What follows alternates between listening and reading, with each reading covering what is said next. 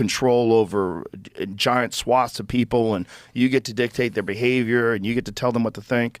That's very intoxicating, and it's common. It's common in that it's always existed throughout human history. It's a thing that people do when they get power. They abuse the shit out of it. And if they think that you're too stupid to know the truth and that they're better than you, because they do think they're better than you because they're running things. It's a natural inclination.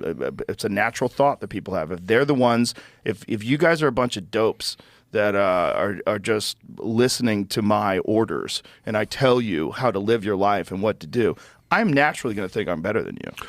Well, people have lived under those systems since there have been systems. But always. What makes it particularly galling and hard to live with is when you call that system a democracy. Right. That's too dishonest for me.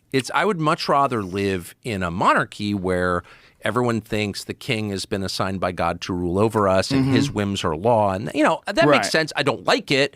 But at least it has internal coherence. Right. When they stand up and pass a $60 billion funding bill for Ukraine, when 70% of the population doesn't want it, when they're ignoring the actual problems in our country, like the economy and the border, and they're calling in Congress over the weekend to pass something that people don't want, while ignoring the things that people do want, and if they do the same kind of thing again and again for like 50 years, and they call it a democracy, that will drive you insane. Yeah. Because it's just too dishonest. Why not just say, we don't give a shit what you want.